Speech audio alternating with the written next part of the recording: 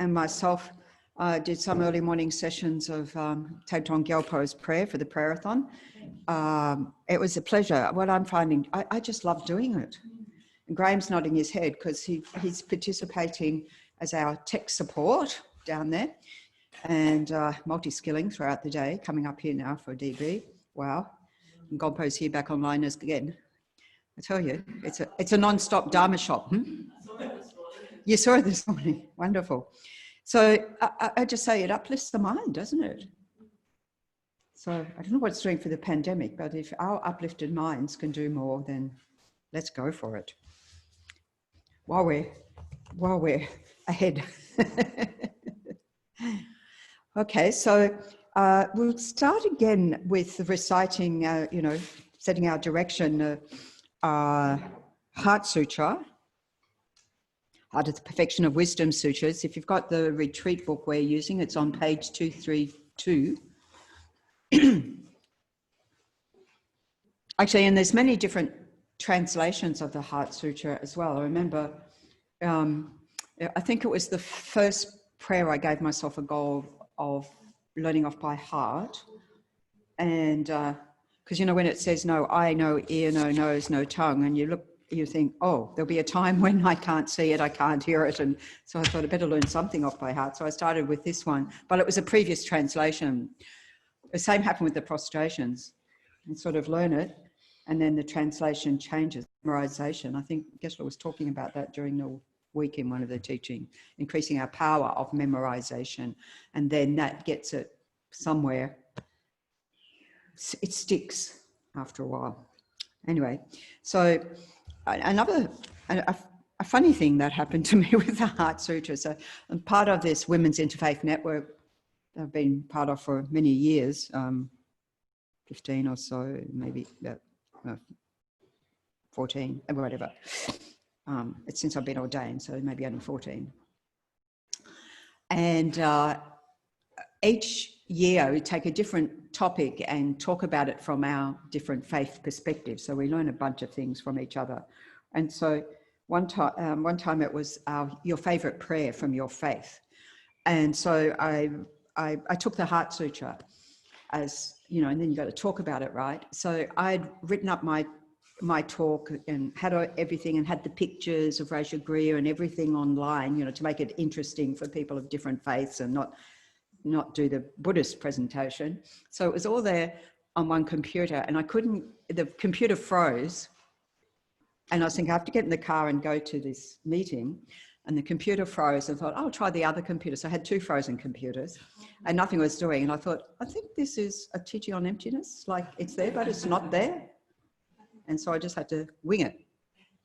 I think, oh, well, that's how it is. So it's sort of there, but not there. That's our topic. Okay. I prostrate to the 3 noble, rare, sublime ones. Thus did I hear at one time. The Bhagawan was dwelling on Massa Vulture's mountain in Rajagriya, together with a great community of monks and a great community of bodhisattvas. At that time, the Bhagawan was absorbed in the concentration on the categories of phenomena called profound perception. Also, at that time, the Bodhisattva Mahasattva Arya Avalokiteshvara looked upon the very practice of the profound perfection of wisdom and beheld those 5 aggregates also as empty of inherent nature.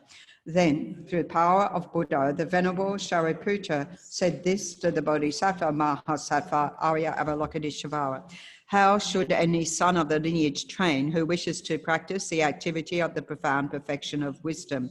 He said that, and the Bodhisattva Mahasattva Arya Avalokiteshvara said this to the Venerable Shariputra: Shariputra, and a son of the lineage or daughter of the lineage who wishes to practice the activity of the profound perfection of wisdom should look upon it like this: correctly and repeatedly beholding those 5 aggregates also as empty of inherent nature.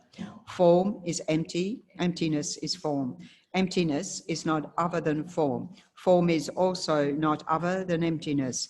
In the same way, feeling, discrimination, compositional factors, and consciousness are empty.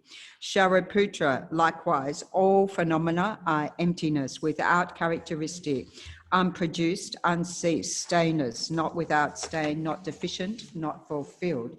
Shariputra, Therefore, in emptiness, there is no form, no feeling, no discrimination, no compositional factors, no consciousness. No eye, no ear, no nose, no tongue, no body, no mind, no visual form, no sound, no odor, no taste, no object of touch, and no phenomenon. There is no I element, and so on, up to and including no mind element and no mental consciousness element. There is no ignorance, no extinction of ignorance, and so on, up to and including no aging and death, and no extinction of aging and death. Similarly, there is no suffering, origination, cessation, and path. There is no exalted wisdom, no attainment, and also no non-attainment. Shariputra, therefore, because there is no attainment, bodhisattvas rely on and dwell in the perfection of wisdom, the mind without obscuration and without fear. Having completely passed beyond error, they reach the endpoint of nirvana. All the Buddhas who dwell in the three times also manifestly completely awaken to unsurpassable, perfect, complete enlightenment in reliance on the perfection of wisdom. Therefore, the mantra of the perfection of wisdom, the mantra of great knowledge, the unsurpassed mantra, the mantra equal to the unequal, the mantra that thoroughly pacifies all suffering, should be known as truth, since it is not false. The mantra of the perfection of wisdom is declared. Tayata gate gate padagate padasamgate bodhisoha. Shariputra, the Bodhisattva Mahasattva, should train in the profound perfection of wisdom like that. Then the Bhagavan arose from that concentration and commended the Bodhisattva Mahasattva Arya Avalokiteshvara, saying, well said, son of the lineage, it is like that, it is like that. One should practice the profound perfection of wisdom, just as you have indicated, even the Tathagatas rejoice. The Bhagavan, having thus spoken, the Venerable Shariputra, the Bodhisattva Mahasattva, Arya Avalokiteshvara, and those surrounding in their entirety, along with the world of gods, humans, asuras, and Gandharvas, were overjoyed and highly praised that spoken by the Bhagavan. So this mantra, Tayata Gate Gate Padagate Padasamgate Bodhisoha, this is the morning, Yasmin. The five paths to enlightenment. So the path of accumulation, path of preparation, path of seeing, path of meditation, bodhi, path of no more learning. You're a Buddha. So we'll talk a little bit more about that this afternoon. So it is, here we are trying to get our head around, and now it's getting a bit deeper into the deep end of the pool in these sessions, by the way. So we're trying to get our head around how to analyze and come to develop this wisdom, realizing emptiness, realizing interdependence, and dependent arising, and so forth. We have all these commentaries on the Heart Sutra, on the Perfection of Wisdom Sutras, and so forth, quite elaborate commentaries to try and help us along in that way, Nagarjuna, Chandrakirti, Maitreya's Ornament, and so forth and so forth. And then it said that those of sharp faculty hear that mantra and then go, got it. Oh, yep, got it, right? That's the whole path to enlightenment, got it. And those of the sharpest faculty go, yeah, they hear, right, thanks. It'd be so efficient. Right, that's it, got it. Om Hum, body, speech, and mind of the Buddha. Finished. You can go home now. Yeah, I wish. I don't wish you go home now. I don't mean that. I wish that it could be so easy. Anyway, we keep working at it. We keep. A question: why does Shariputra's name change? I think, not knowing Sanskrit, Sharadvati Pruta. So Sharipu is a son of Shari. So if you hear Geshe say, he'll say Sharipu. Sharadvati Prutra. I'm not sure. I don't know Sanskrit. It'll be some, it might be some honorific, but I'm not 100% sure about that. So it's a investigation to be had. Sharadvati Prutra, Shariputra. Yeah. Good question. You can investigate. Let us know. I'll ask You could ask Tutun, you could ask Katzen, yeah. The sharp, those of sharp intelligence, ask one of them. Okay. So, Senchab Sokong Rinpoche, Omahong, Omahong, Omahong.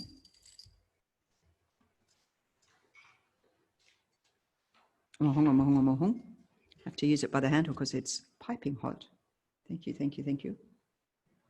Cheers. Geshe goes like that in class. He goes, have you noticed?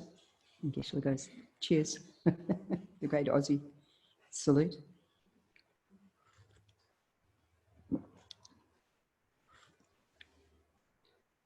Very nice. So, yeah, Senchab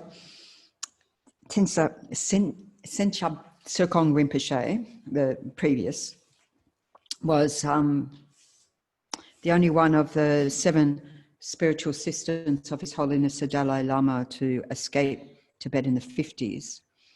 And he was the highest reincarnate Lama of the Ganden Jangse monastery. So they have the Ganden Tripa, let me think, Jangse and Shatse, isn't it?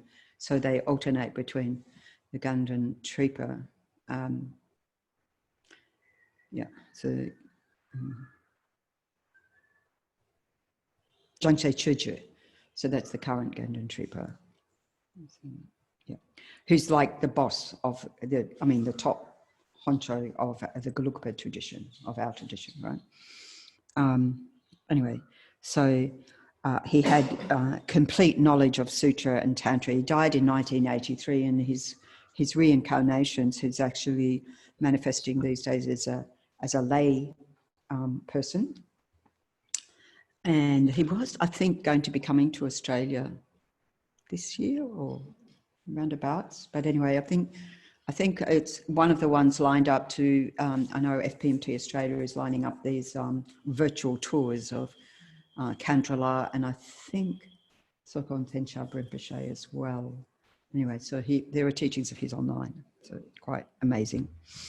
And he said, anyway, so the previous, Dharma practice entails 2 things: recognizing the root of samsaric suffering.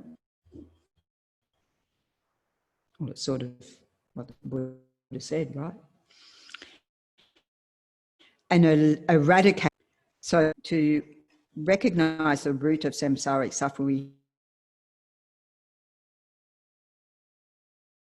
have to recognize what is transforming problems. We looked at that in terms of the wheel of life and the 12 links and so forth.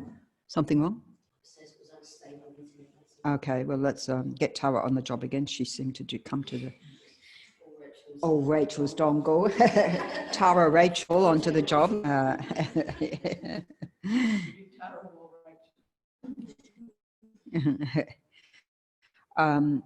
Okay, so the root of psychic existence is what? Grasping for a truly existent self.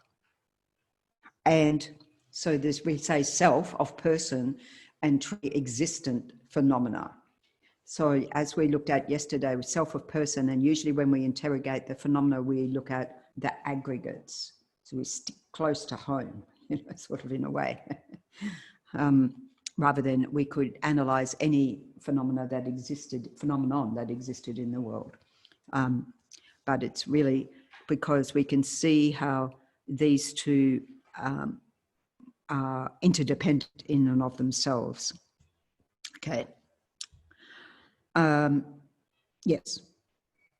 So we need to develop a repulsion for the grasping, not repulsion for the body, not repulsion for the self, right? Clear repulsion for grasping. Okay. Clarify. Which brings all of our suffering. So we must develop an antidote to grasping at true existence. This antidote is wisdom realized the selfless, identilessness, self-emptiness that brings us to liberation.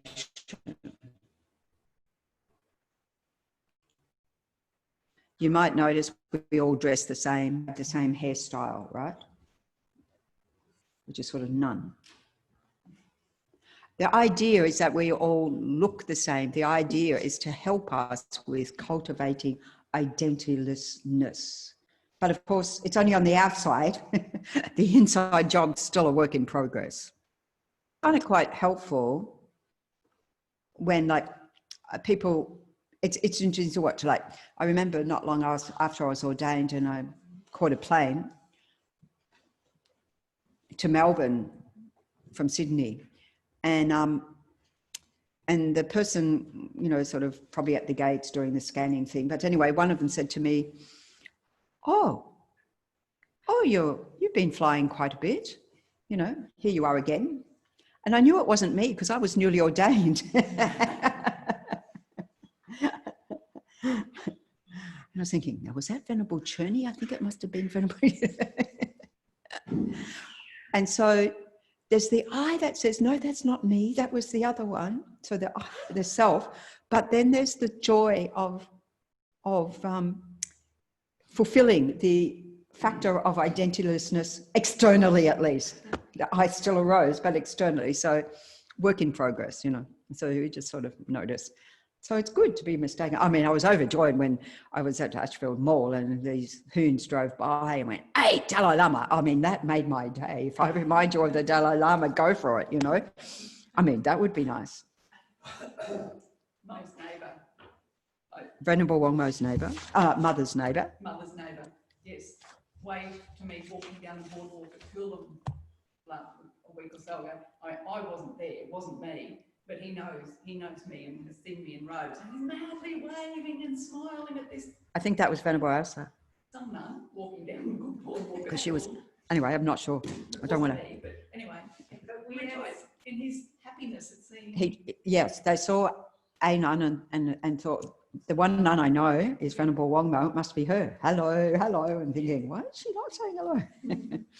The robes do get a lot of smiles and waves. They do get a lot of smiles and waves, yeah. So if we can remind people of their better selves, job done. I always, whenever I see a nun or a monk at the airport, I always feel like I'm on the right path because at least someone who's doing Dharma is in the airport. So Rachel said whenever she sees a monk or nun at the airport, she feels like she's on the right path because she sees somebody else who's a Dharma practitioner, and you sort of, yeah. I mean, but try not to be weird. but she tries not to be weird. I remember at the before years and years ago, and I saw Geshe Jamyang at the airport, and of course, you know, when he was going to the airport and there were the students around, I didn't know who they were, and I'm like, oh, Geshe. I was being weird. No, it's sort of being a groupie. It has its function. Anyway, so Losang Chokyi Gyaltsen, who composed the whole Guru Puja that we followed, said the way things now present themselves to us ordinary beings is nothing but the way the objects to be refuted. These are sort of terminologies. You go, what? But it's the object we identify to be refuted. That's what we're going to do now, which is why I'm saying this. To be refuted through logic would appear to us. How they appear to us, that we then have to refute their existence being how they appear, is what he's saying. All consciousnesses within the mind stream of ordinary beings have been affected by ignorance. Because of this, any object that appears to us seems to be true.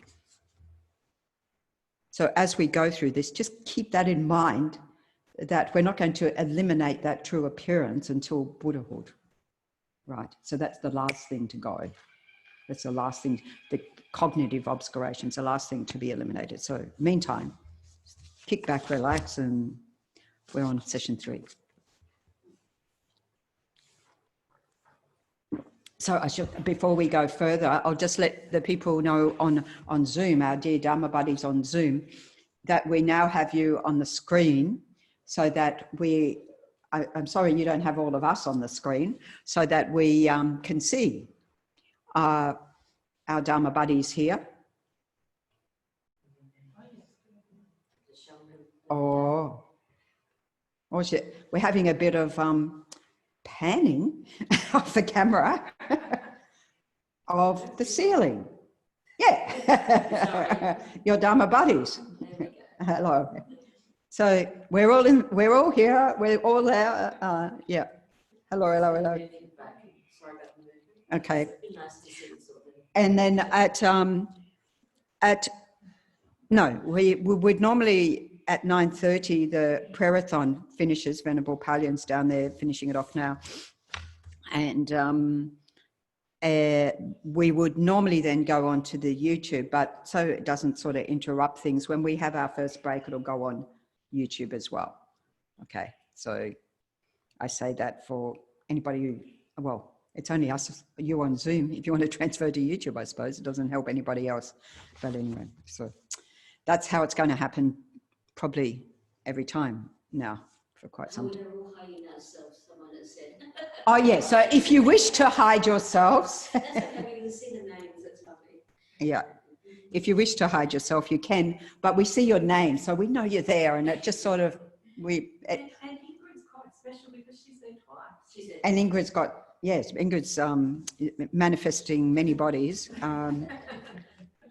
already an advanced practitioner, which comes to multiplicity, Ingrid, so we're talking, that's the topic we're looking at, complicating our reality. I'm not saying you're complicating your reality, but I think I have a saying, maybe other people have the saying, why make things easy when you can make them complicated? We seem to be very much like that as human beings. Okay. It's waving. Hi, Ingrid. So when an image of a person, an object, or a situation, that's sort of trying to cover everything, right? Anything appears to us. So situation, in other words, a mental appearance, right?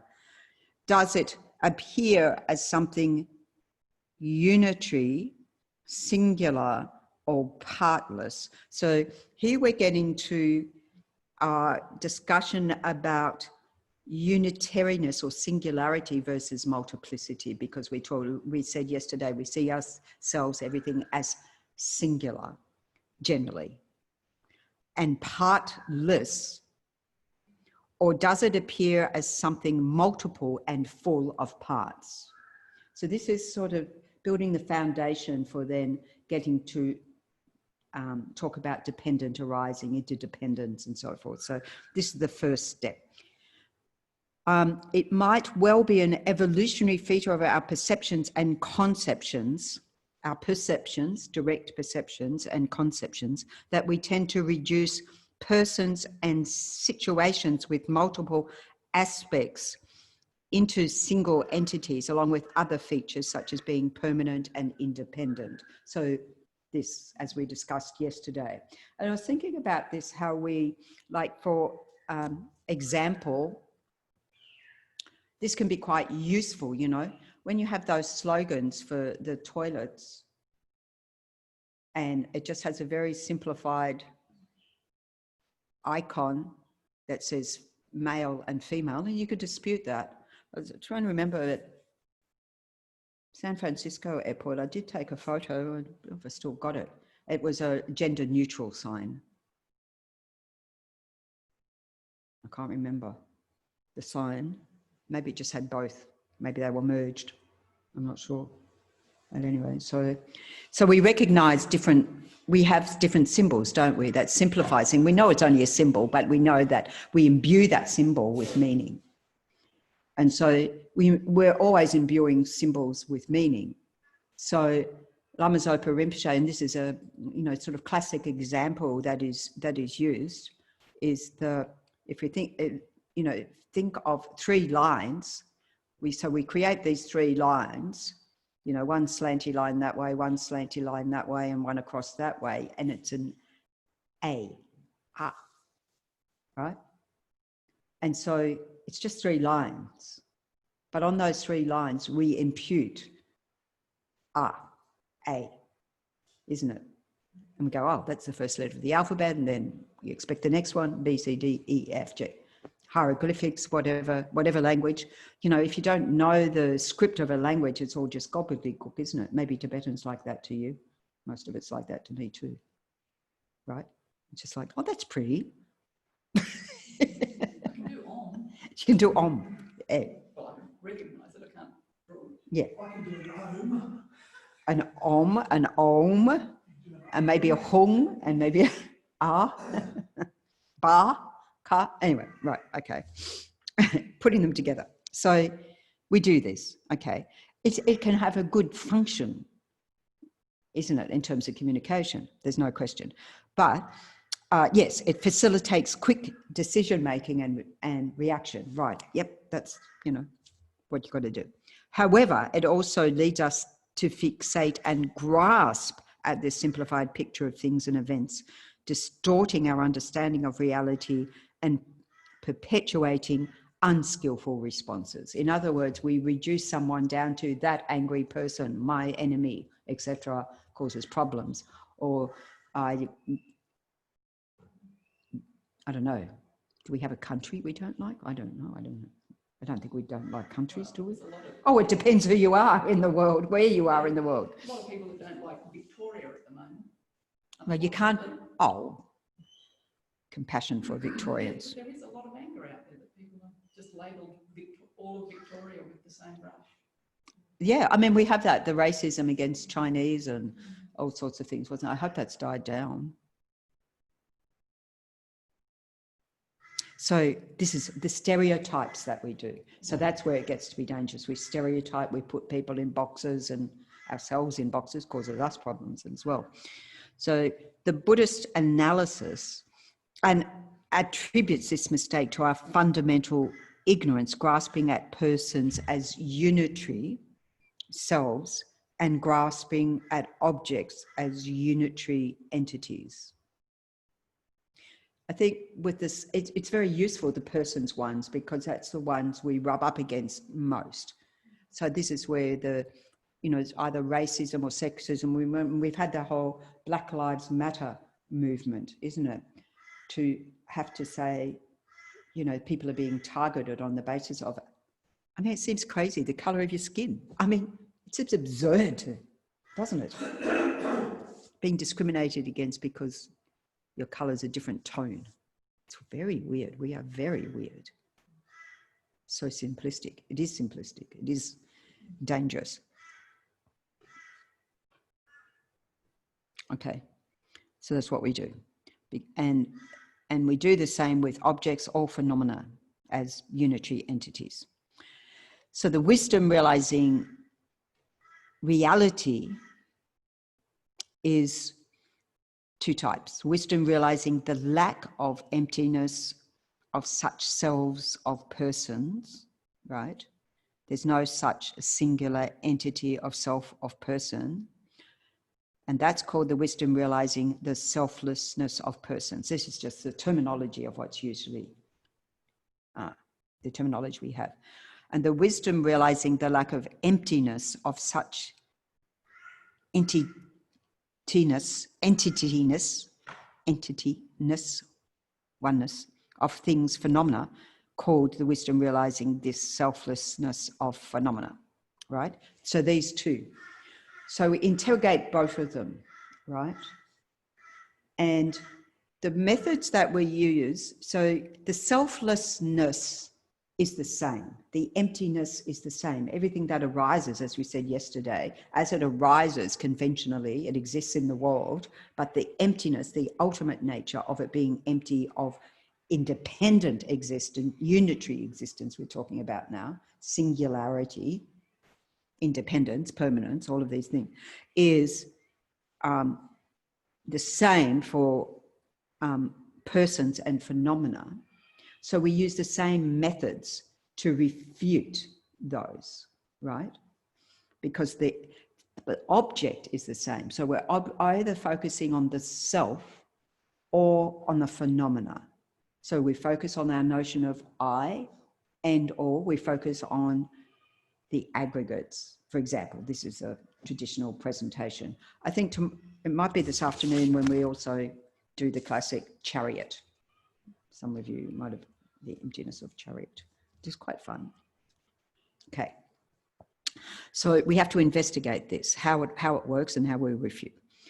So in relation to persons, we start with our self-image, our sense of self, our self-identity. And maybe we have a simplistic self-identity of ourselves, right? Or certainly of our permanent, unitary, independent self. So how often do we fixate on a single image of ourself, be it good or bad? I mean, we may not have thought about that, but even it's good to contemplate. So His Holiness the Dalai Lama, remember, it was in Dalai Lama Renaissance, the film Dalai Lama Renaissance, he said, sometimes I catch myself thinking of myself as a Buddhist monk. And of course you say, well, what's the problem with that? You are a Buddhist monk. So what is the problem with that? Rachel? Or just an identity, like a fixed identity. Because if you think of yourself as a Buddhist monk or nun, it's sort of like, well, the Buddhist monk or nun does this and doesn't do that. We were talking yesterday about the rules that can get in the way. You know, it behaves like this, doesn't behave like that. And some of those goods are things, because it's discipline for us. That's correct. But His Holiness, what's his mission in the world? I think it's to connect with absolutely every being that exists with compassion and kindness and loving concern. He's doing not a bad job of that, right? And so then if you say, well, I'm Buddhist, I don't connect with, I don't know, Christians or Muslims or whatever. No, His Holiness is like interfaith dialogue engagement is, you know, core to his mission. And he talks about that all the time and talks with those people all the time. You see, well, you used to see him and Desmond Tutu and the Pope and various leaders. And also, I'm a Buddhist monk. I don't hang out with world leaders, but he connects with every world leader. It doesn't matter their political inclination, right? But also with, you know, I'm the Dalai Lama. That would be, you know, then I don't hang out with beggars on streets or, I don't know, dogs or whatever. But he does hang out with all of those. Rachel. And it's like quite different from when he says, you know, my religion is kindness, you know, because kindness is a process, whereas an identity is fixed, like. Yes. Yes. So I'm Buddhist means I'm following this religion. And so this is a very interesting point, Rachel, that Rachel's saying. His Holiness says, my religion is kindness. So he's not, my religion is Buddhism. He says, my religion is kindness. And so that is, in the world, conventionally we say kindness isn't a religion, but it is a practice. That is the practice. Be kind, be wise. We're looking at the wise bit now, but be kind, we're looking at last time. Be kind, be wise, simple, right? So that is a simple slogan, is quite useful because you can remember that kind means, oh, cultivate bodhicitta, the mind of enlightenment, become a Buddha, great. Wisdom, okay, realize the true nature of things, be wise. Okay, right, all summed up, be kind, be wise, full stop, that's our practice. So that can be useful, but it can also be, as His Holiness said, can also get in the way of then us making connection with different beings. And we just noticed that. Graham, was that a hand up or was that a, no, it wasn't, okay.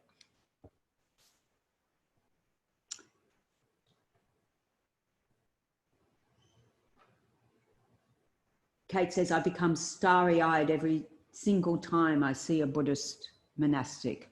I rejoice. That's wonderful. That's wonderful because it's the role of monastics actually is to teach, but the part of the role of, you know, to follow in the Buddhist footsteps, which was, I can only show the way. When we say teach, again, we have a sense of what does teach mean? And I've got two nuns sitting here going, well, I'm not going to be sitting there anytime soon and going like this, right? Being an example. Being an example. Thank you. Being a role model, inspiring others. Exactly. So by whatever skillful means it takes. Amagomo tuku the reincarnation of Gyaltsen Rinpoche. He taught a lot at Institute Vajrayogini in France. And Gyaltsen Chokyi, he does it with rap. So that's his teaching is rap, right? I tell you what, he's very easy on the eyes. And it seems his music somehow has a way to connect with even people my age. It goes straight to the heart. It's such skillful means, you know. So, you know, whatever it takes, whatever it takes. So our sense of ourselves in a simplistic way can inhibit our capacity then, our capacities, okay. And these questions, I mean, they're reflections for us. How well can we tolerate the awareness of multiple aspects of our personality, some of which are contradictory to others, especially the not nice ones? I mean, the good, you know, contradictory means what? I experience anger, but I'm also very patient, or I'm also very loving.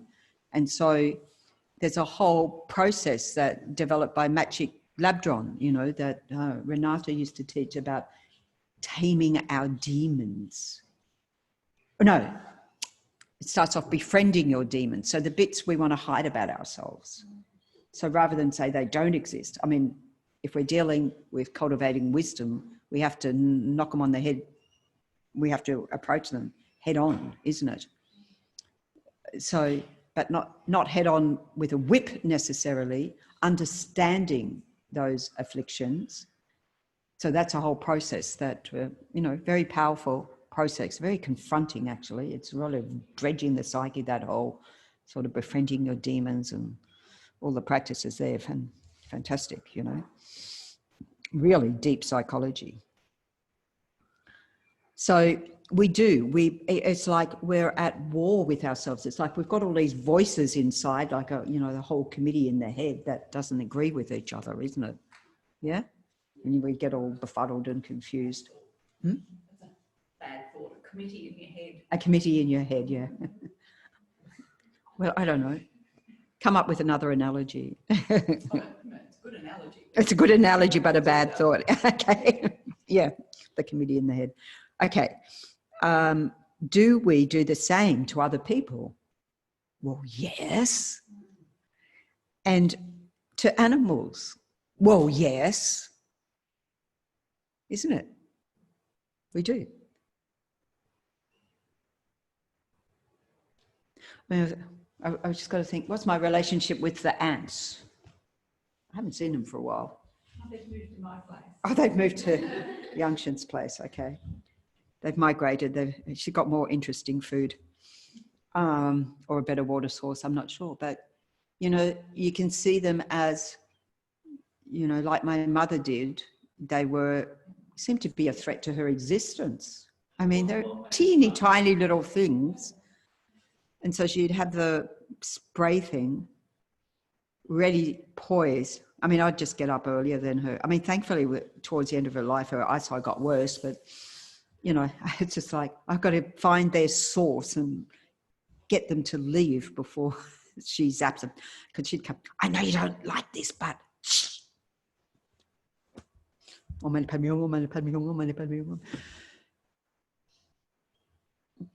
But the idea is they're in my space, isn't it? Well, probably from the ants' point of view, they're in their space and they quite like it. They're not saying, I'm coming into your space. They say, oh, this is nice. I think I'll build a home here. I mean, we do it all the time, don't we? I like this spot. I'll go and build a home there. Thank you very much. They probably get it for free though, the ants. They probably don't have to pay for it. Clever. Except with their lives. Except with their lives. Yeah, but they look after each other. They're incredibly, really, you watch them and their sense of community is amazing. So, you know, so just look at how we just, you know, have a simplified unitary image of whichever human, animal, self.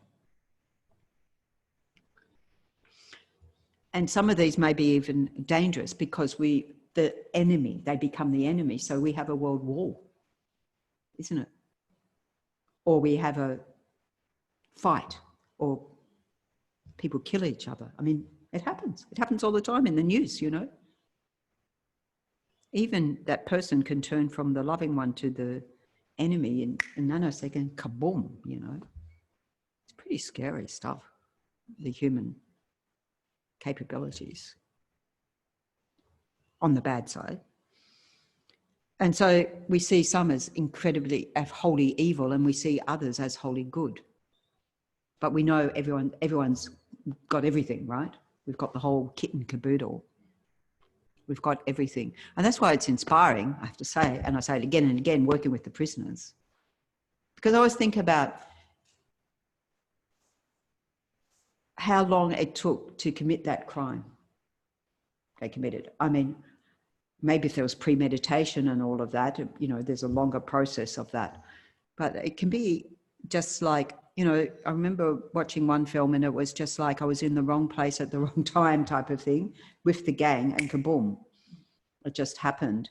And that forever becomes your label, not only by others, but they give them to themselves. And so therefore difficulty of self-forgiveness. And you say, yes, you are that. But you're also a father, a son, a sibling, a this, a that. You're also a successful business person or not, or whatever.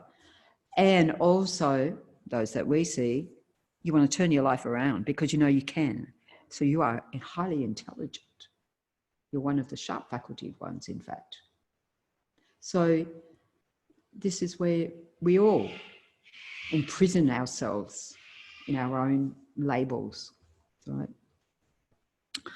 What will happen to our afflictions like anger, attachment, jealousy, and so forth when our image of persons and things changes from being a partless whole to a multiplicity of different parts? So this is a, you know, I think we've looked at this in those who've been in past modules of analysing the anger and saying it's not just one big fixed block of anger or angry person. We analyse it as a dependent arising. It arises, it has a certain energy, and if we don't engage with it, it passes. If we do engage with it, it'll have passed, but not without some fallout if we, you know, then act out on that. So these are, these helpful considerations, points to consider arising. So this is a different ways to approach. So one approach is to work with the misconceptions, is the analysis of a conditioned phenomena such as a person into its parts. And we a little bit looked at these things yesterday, into the body, feelings, perceptions, volitional formations, and consciousnesses. In other words, the 5 aggregates, along with an awareness of the interdependent relationship of these. So we looked at that. We talked about that a little bit yesterday. Contemplating the multiplicity, we come to appreciate how the multiple parts interact with one another to bring forth people, objects, events, organizations, our world. So it's interesting, the organizational one, Chenrezig Institute. So it becomes, what's our image of Chenrezig Institute? Anybody? The Gompa. The monastic community. The flags. So we have an image, we create an image that, sorry, who's that? Peace, me. Peace, Sarah. Sarah, peace. Yeah, we'll go with yours. Yeah.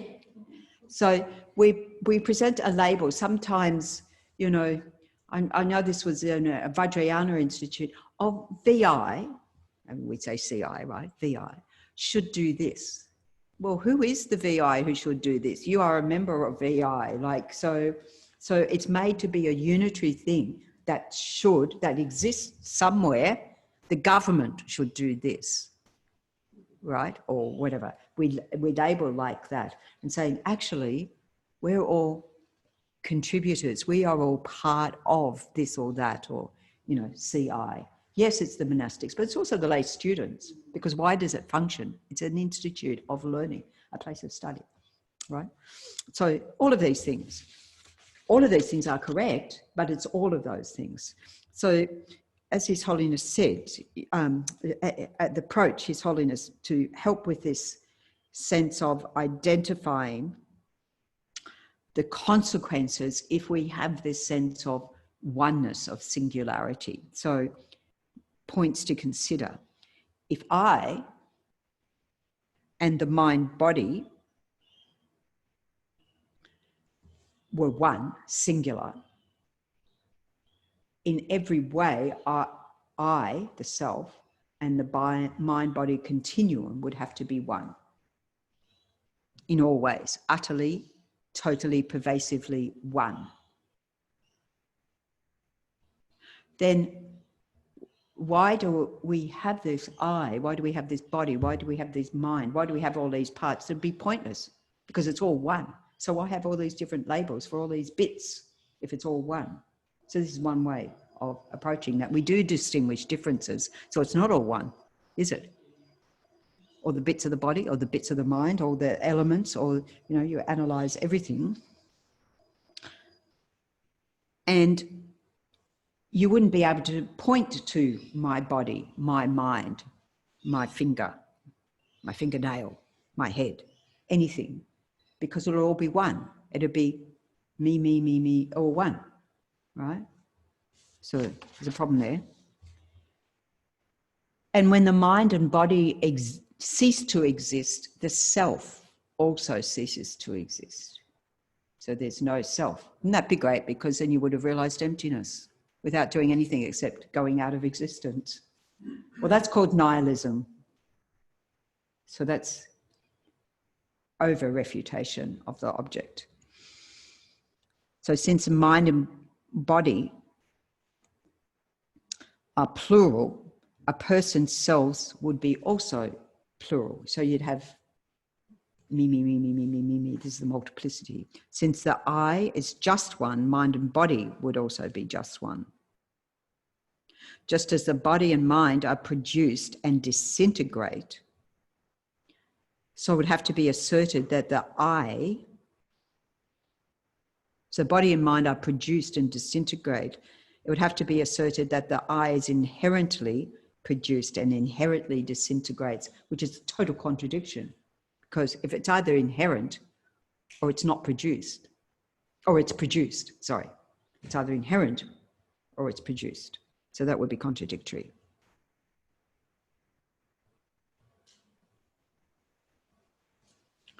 So if the I is inherently produced and inherently disintegrates, we wouldn't experience the results of virtuous actions, the happy results, or the painful results of non-virtuous actions. Or would we experience the effects of karma, of actions done? So it's a lot to think about. We'd say a lot to think about. So just on this point. So contemplating that. So we say that so we refute the singularity of our perception of singularity, our perception of permanence, our perception of independence, of just being one thing, because we have to apply logic, which to cut across our misconceptions, isn't it? This may not be clear, right? But it's a way in. Okay, so then we have this 4-point analysis ascertaining the non-existence of a personal self, of this sense of I, this selflessness of me, establishing that, of this me. See, I go here all the time. This me who's not there, who's not there, who's not there. He's not there, he's not there, not there, not there, not there, not there, right? Okay, so we do this by using this 4-point analysis. So this is where we turn to, Arya Nagarjuna, 3rd century. And then there's a more elaborate analysis, but let's just stick to this one. Because it's complicated enough.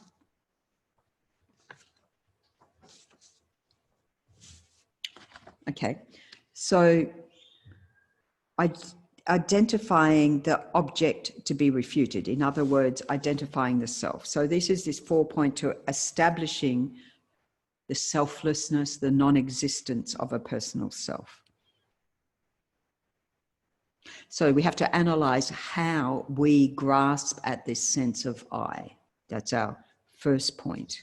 As Shantideva said, without contacting the true existence which the mind has projected, this sense of singularity, of permanence, of independence, of self-sufficiency, of substantiality, without contacting that, identifying that, which the mind has projected, so this is the simplistic projection of the mind, one will not apprehend its true non-existence.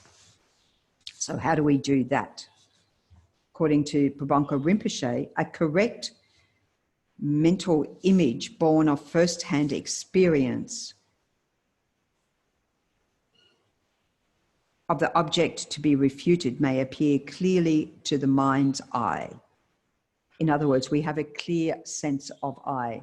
And so it says, first of all, we have to get a clear sense of that. And if we don't have a clear sense of that, we think about what, if somebody blames you for something and just watch what arises. And see, as soon as I say arises, it sort of comes up, right? Physically, I feel that arising, just physically, let alone what I've mentally conjectured. So it appears clearly to the mind's eye. Me? You blamed me? Right? If such an I, the thing being instinctually grasped at, were in fact established by its own nature, from its own side, by way of its own characteristics, independently, it would have to be either one with or different from, one with or different from the basis of imputation. So one with the body, the mind, the conglomeration of it, or separate. Someone with either the body, the mind, the whole thing, or kit and caboodle all together, or separate from that. There's no third option. It has to be one with this or not this. Okay.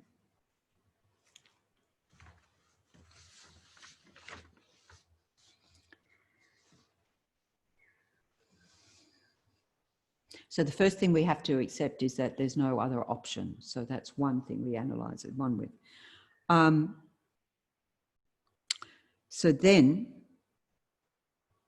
this sense of I is actually, even though I might have a very strong sense of I at the moment, this is actually very subtle, pervasive sense of I that's, as we said, we grasp at from this innate sense of grasping that is born with us.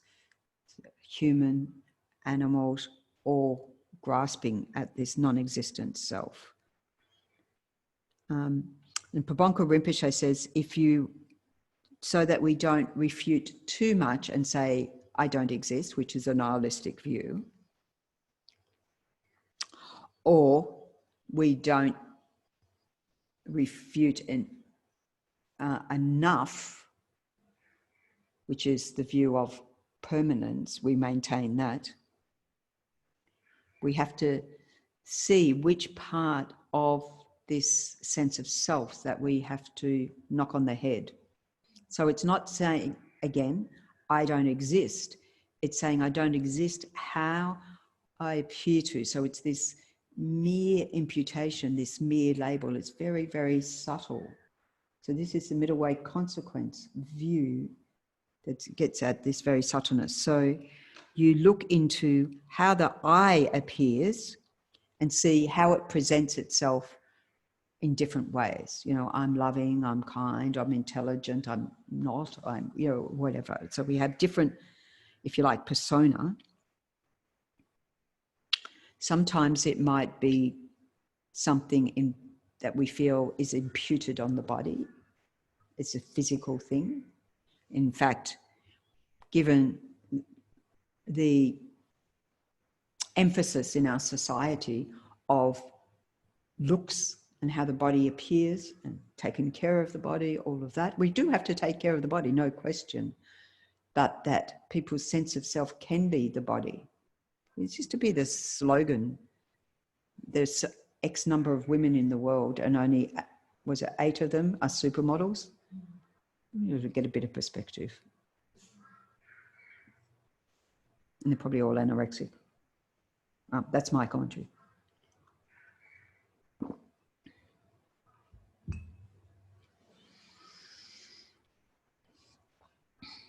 Okay.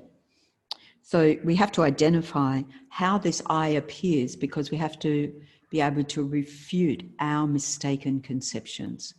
So what are some of the ways our sense of self appears to us that we know perhaps to be incorrect, but just some of the ways that it appears? When we get excited. We get excited. When we get angry. When we get angry. Then we create an owner. There is an owner. There's an owner, a possessor. A possessor. Yes, an owner, a possessor. The 5 aggregates in the mind. Yeah.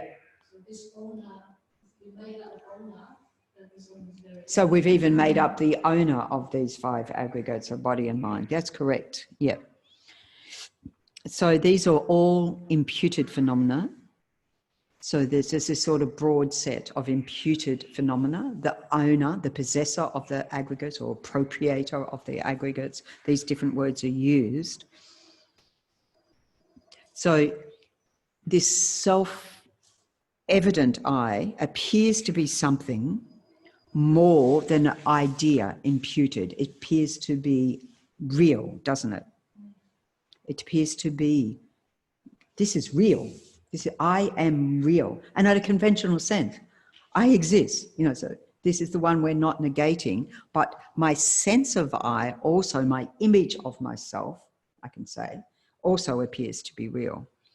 As something, it's totally self-contained, it's totally independent, totally distinct unit of its own. So on top of what is there, as Lama Zopa Rinpoche would say, on top of what is there, the mind and body are here. We elaborate on top of that what isn't there. So this is this owner, this possessor of all of that. The body and mind are here.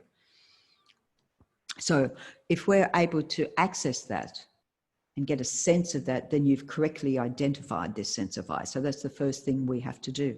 And when we do the meditations, you know, Rinpoche gives this instruction that you go through and you analyze, you know, so am I my head? Because otherwise, you know, I do say, I think. Am I here? Because I point to here. Am I my fingers? Am I, you know, in which case there'd be many me's, my me. You know, which bit? So we analyze every bit and say, where does this sense of self, of me, reside? Anywhere in any parts of the body or in the whole of the body? Is it there anywhere to be found? And we do the same with the mind. I am an angry person. So am I my anger? So what happens if I'm not angry? Do I disappear? You know the joke about Descartes. I think therefore I am that dude. I think therefore I am that dude. So he goes into a cafe, has a coffee, and they say, would you like another coffee, sir? And he says, I think not, and promptly disappears. That's a joke. It's a bad joke. But it's a good way to think. I love it. I think not. I don't exist. If I don't think, so I am my thoughts. I think, therefore I am. If you take that literally, then exactly. Then if you don't think, you don't exist. But we do, maybe we don't do that one, but we do the thing of, well, actually it can be freaky for people if they sit and meditate and they get a sense of not thinking and not existing, therefore. And so if you see yourself as an angry person, and then you experience a moment of non-anger, it's like you have to create some anger so that you get a sense of yourself or something. I mean, think about it. Think about how many conflicts we create because everything's going along too swimmingly or too nicely. And it's like, oh, something's wrong. The Buddha would say something's very right. So we have to analyze what our thinking does with all of this. I think, it's very deep, isn't it? So yeah, then we look at our mind, all the bits of the mind. Am I my thoughts? Am I the images I create? Am I, because, there was that, My Beautiful Mind, the movie I got totally sucked in by. Did anyone else get totally sucked in? Or I'm just a typical Libran. Apparently you just get totally sucked in. Totally sucked in. And then you knew it was all a fantasy. The Buddha says, yeah, just like you. Total fantasy, total hallucinations of the mind. So which of those do I attach to? Which do I, are my buddies that I want to say, oh, you can stay, evict the others. Radio. So we analyze that. We analyze all the thoughts. Or am I the combination of all of those? My thoughts, my feelings, my emotions, or my positive qualities, or my afflicted qualities, the combination of all of those. Or is it a combination of both the body and mind? So we go like a spy or a scientific observer investigating, just like a scientist will go, I know it's here somewhere. If it's to be found, it has to be found here somewhere. And then we say, well, it's not findable within the aggregates, body and mind. It's not in my body form. It's not in my sensations, It's not in form, feeling, discrimination, my perception. It's not in all the other mental factors. It's not in physical consciousness, mental consciousness. It's not there at all. It's not to be found. So we have to investigate and know. Of course, at this stage, we're knowing it intellectually. We're knowing it intellectually, but keeping in mind that by doing that, as Lama Zopa Rinpoche says, we're totally chipping away at the root confusion, the root ignorance, and more clarity coming, as Lama Yeshe would say. Clarity coming to you? Clarity coming? Because this is what is achieved as you get more in sync. Okay. So first of all, we determine. And then determining the mode of existence of such an I.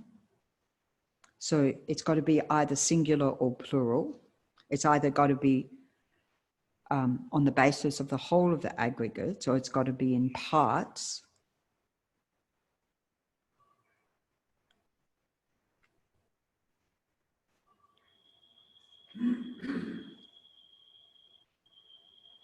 Or the owner of all of those parts, or the owner of the whole. So it's got to be one with, one with the body, one with the mind, one with the combination of the body mind, or separate from the body and mind. It's got to be one or the other. Combination. Somebody? No? Okay. Okay. If it's one with the aggregates, the fault is that you would end up with I. Was that 5? 5 I's. Now you might feel like there's more than 5 going on here. So as Chenrezig said, so Chenrezig, 7th century. Chenrezig does a more elaborate presentation of 7 points. With Chenrezig, it was interesting. He was also Nalanda master, probably soon to appear in this garden below. I think Geshe-la's got the plan. Nagarjuna's already there, warming up the space for Chenrezig and friends. So we have all 17 down there. But actually, this is just a by the way, Chenrezig was also, at one point, he was like, when you, in these monastic, like Sarah J and so forth, like Geshe-la would have done this at some point, you're like the manager of your college or you're this or that. So at some point he was the storekeeper, looked after the monastic storeroom. It's like Venerable Yeshe. Watch out, you might become a Chenrezig. Chenrezig in the match is pretty sharp. She's definitely sharp. So when he was, Geshe Samten was teaching, in a teaching on the 21 Taras, taught this, that when he was the storekeeper, there was a woman in the area whose daughter was being married and she didn't have the sort of dowry or whatever you need to give your daughter away. She was poor, she didn't have any money. And someone told her to go to the monastery, to go to Nalanda. And so she rocks up to Chenrezig, rocks up to the store and says, you know, they told me to come here. I didn't, told her story. And he says, I don't know why you were asking me. I mean, I look after stores for the monks of the monastery. I can't help you at all. I've got nothing, And he says, well, go down to that house and, talk to the monk down there.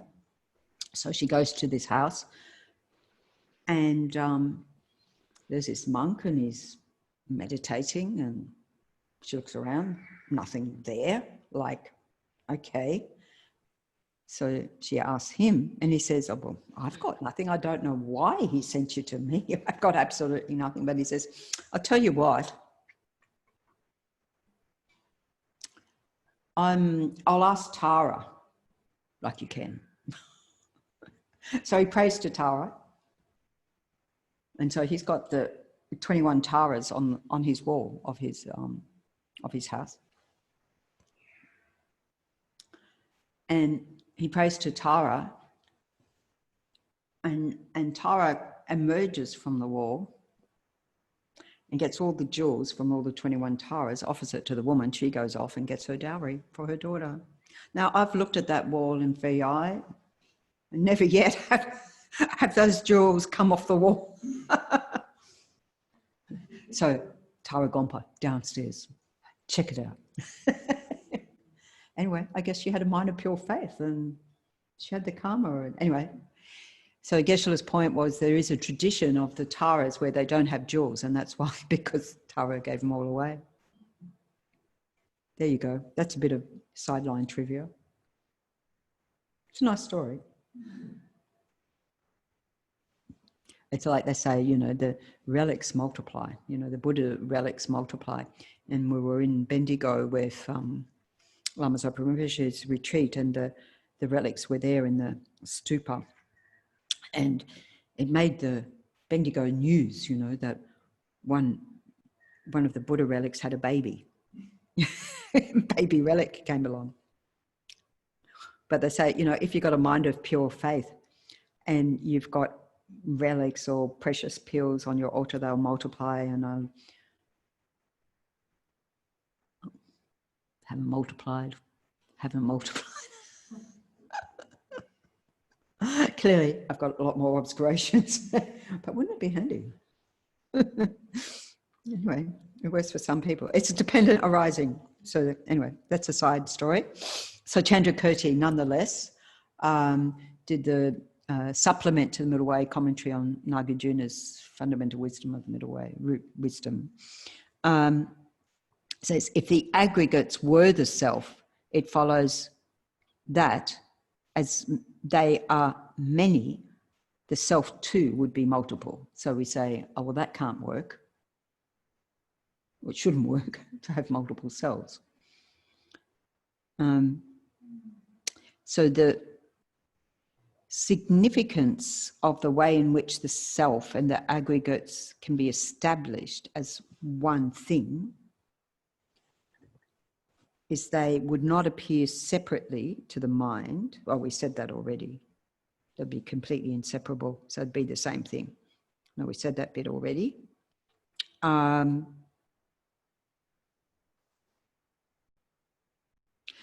could...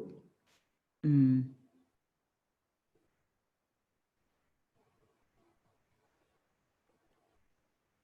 we've done that a little bit. Yeah, we've done that part. Part 3.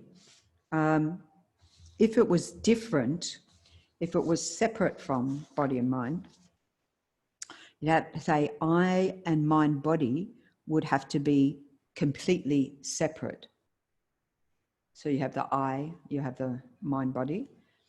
And so without the body and mind, you'd still have the I existing. So they would be existing somewhere else. I don't know, floating in space, I'm not sure. The I wouldn't have the characteristics of production, abiding, and disintegration. So it'd be separate and wouldn't come into existence or out of existence, and that's absurd. And it would have to be just a figment of the imagination, or it would have to be permanent. And it would have no physical or mental characteristics because it's separate from the body and mind. So that all our self-images kaput. So not finding such an I, we come to the decision, neither I or any person is inherently established. So that's the whole point we get to. I'm not either one with or separate from. I'm not the whole of the parts or separate. So if neither of those is true, if none of that is true, then this I that I cling to does not exist. You know, there's no self of person and there's no self of any other person.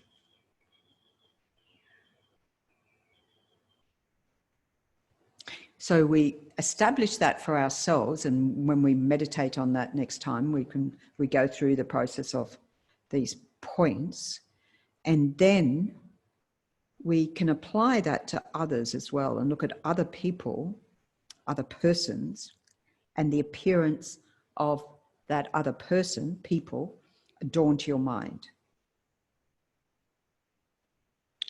And reflect that within their set or context of dependent arising, body, mind, self, all imputed, that those beings also engage in the accumulation of karma and experience the results of karma.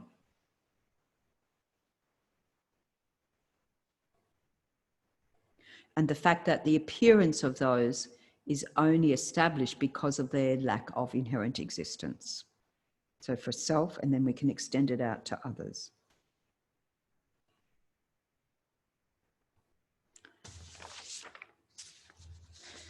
Is it giving you a headache? Oh, really?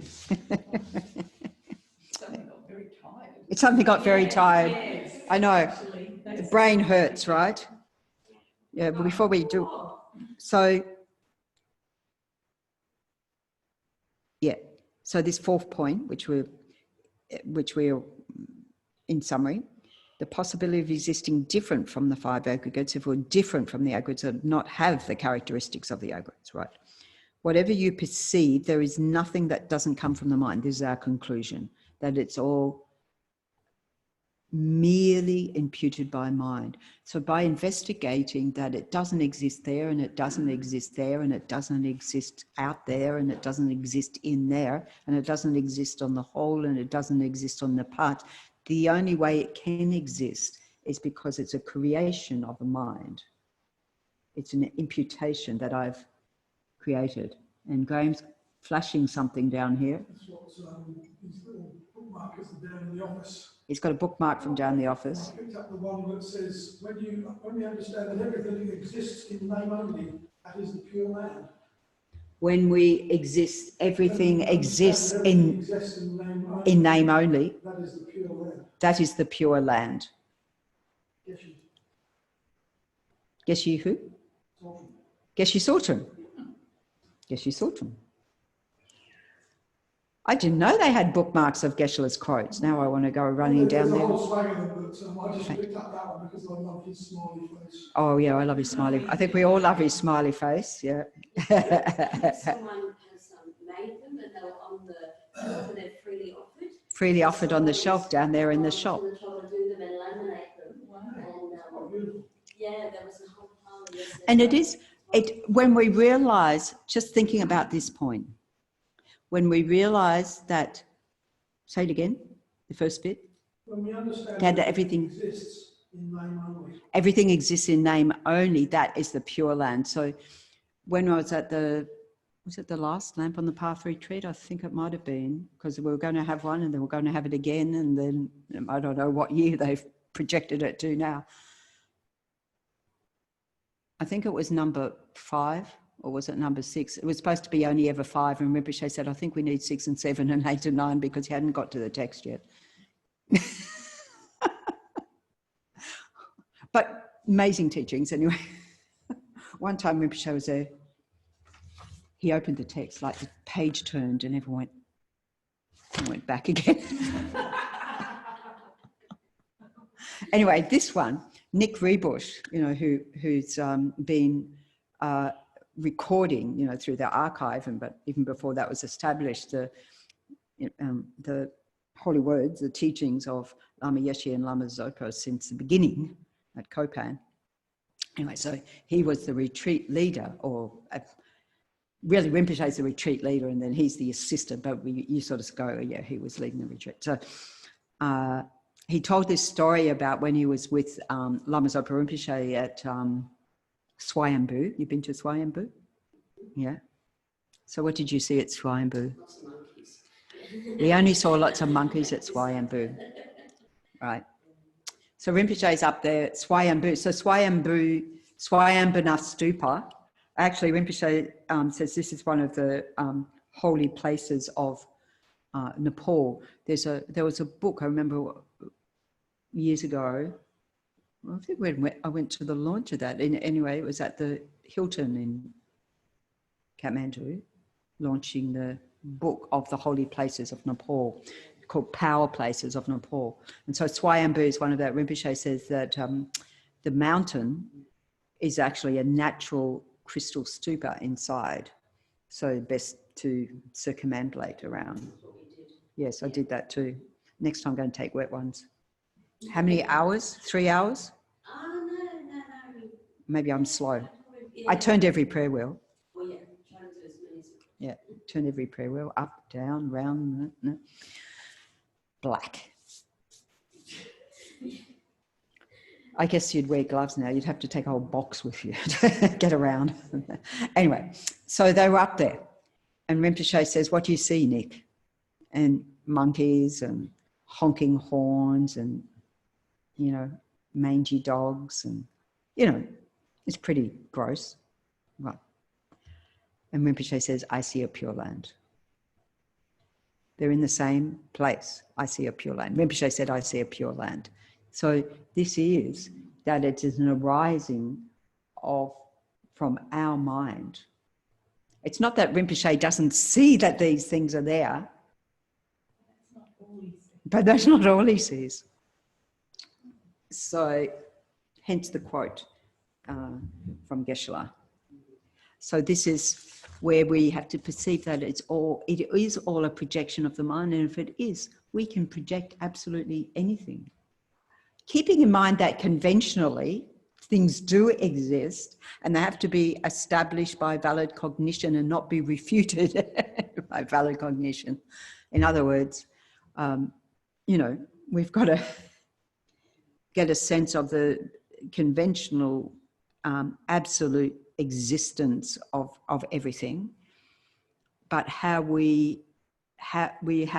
what we're doing is looking at what we impute on top of that, what we create in our minds on top of that.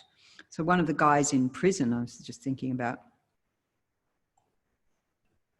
before he was executed, one of the prison at least he connected with the prison project, which was very useful, but he would have this, one of his mentors would ring him and he could hear in the background, in her backyard, birds singing.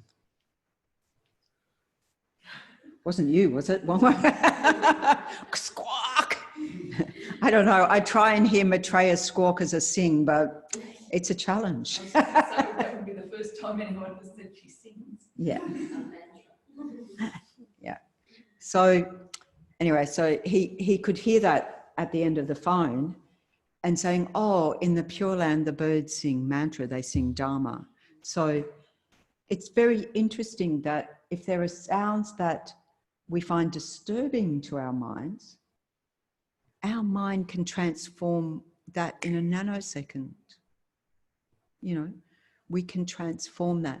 We can think about the emptiness of the sound. You know, where does that aversion to the sound exist? It's obviously in my mind, but the sound itself, it's like an echo.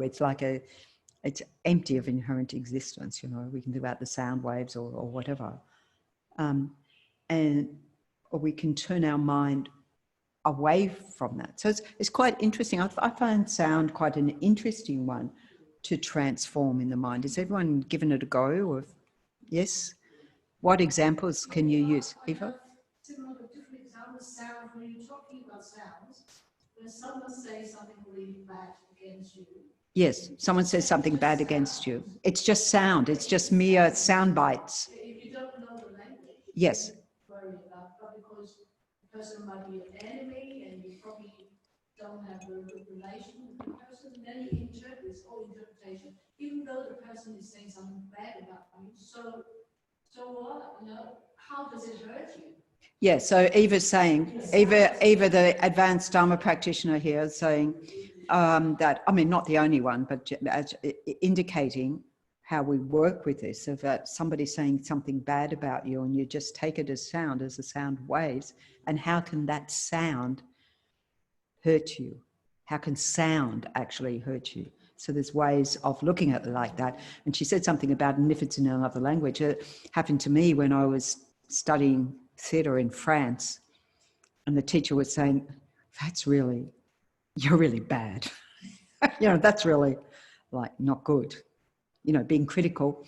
But because my understanding of French, I could understand literally the words, but not the meaning underneath, not the heaviness of the words.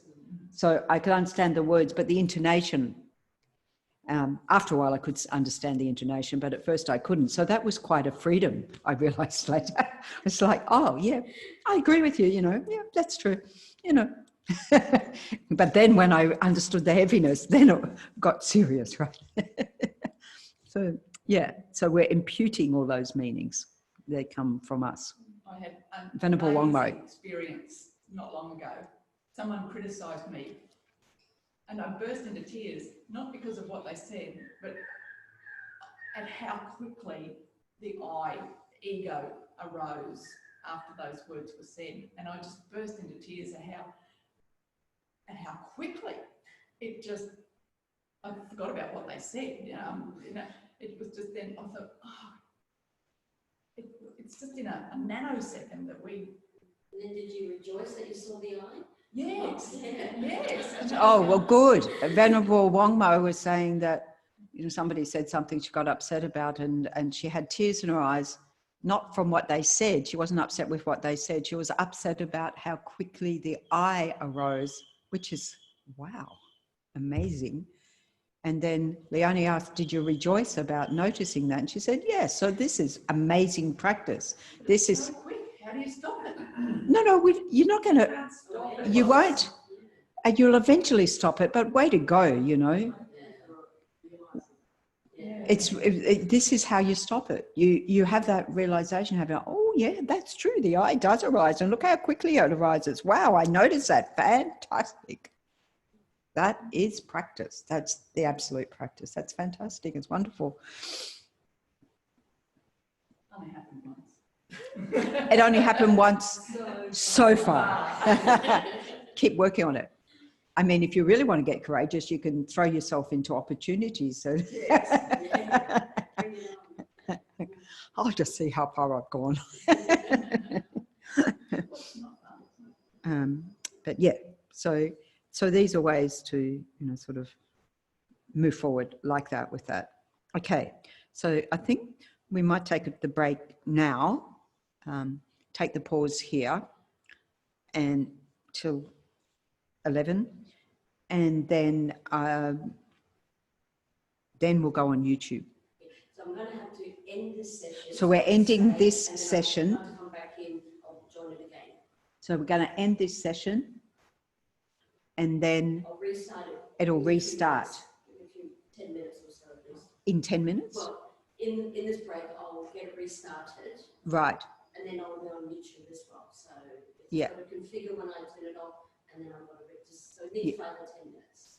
So she needs 5 or 10 minutes to do this. So try again in 10 minutes or 15 minutes or something. Join back in, and then if nobody's back in here because they're all gone down to the cafe to get coffee and cake or something, then or gone to the library, then just chat amongst yourselves. Thanks, everybody. Coffee and cake.